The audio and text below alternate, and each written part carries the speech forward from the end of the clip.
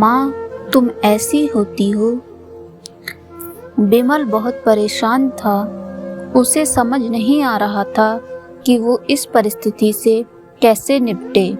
वो अपनी माँ को बहुत चाहता था, किंतु उसकी पत्नी और बच्चे उसकी माँ से बहुत दूर भागते थे, क्योंकि उसकी माँ की एक आँख नहीं थी, साथ ही उसकी कमर भी 90 अंश पर झुकी थी।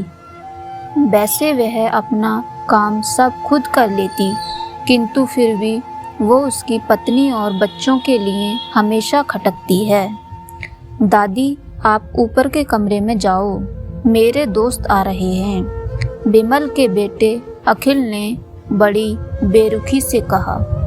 पर बेटा, मैं तो यहाँ बहुत दूर बैठी हूँ, बिमल की माँ ने बहुत प्यार से कहा। नहीं, आप उनके सामने मत रहो, वो मुझे चिढ़ाते हैं, अखिल ने जोर से डांटते हुए कहा। क्या हुआ अखिल, क्यों चिल्ला रहे हो?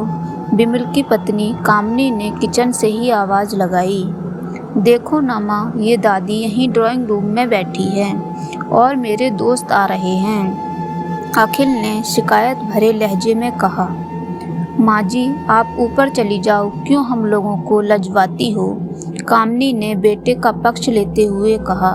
बेचारी सरस्वती चुपचाप उठकर जीने के सहारे ऊपर जाने लगी। कमर झुकी होने के कारण उन्हें ऊपर चढ़ने में बहुत परेशानी हो रही थी, किंतु वो पूरी ताकत से ऊपर के एक अकेले कोने वाले कमरे में जाकर बैठ गई। बिमल बाजू के कमरे से सब सुन रहा था। उसे कष्ट हो रहा था कि उसकी माँ को अपमानित होना पड़ रहा है, किंतु वो असहाय था। अगर वो कुछ कहता है तो पत्नी और बच्चे उसका विरोध करने लगते हैं। दूसरे उनके तर्क भी सही लगते हैं। चूँकि वो एक प्रशासनिक अधिकारी था, उसका सामाजिक स्तर बहुत ऊंचा था। उसकी ससुराल भी एक उच्च घराने में थी।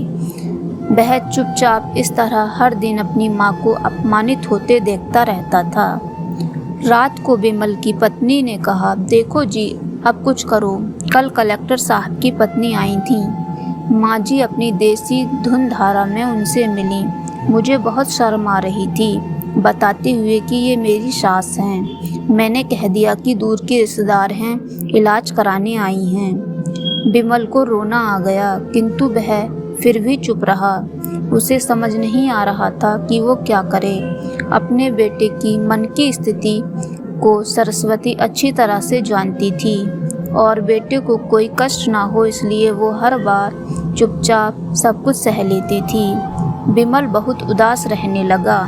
एक तरफ परिवार और सामाजिक स्तर पर जीने की प्रतिबद्धता, तो दूसरी ओर माँ। आखिर माँ से अपने बेटे की ये हालत देखी नहीं गई। एक दिन उसने अपने बेटे से कहा, बिमल, मैं बहुत दिन हो गए हैं, मैं अपने गांव जाना चाहती हूँ, मुझे वहाँ पहुँचा दो, मेरा यहाँ मन नहीं लग रहा है। किंतु माँ, वहाँ तो कोई नहीं है, तुम्हारी देखभाल कौन करेगा? बिमल ने आश्चर्य से पूछा।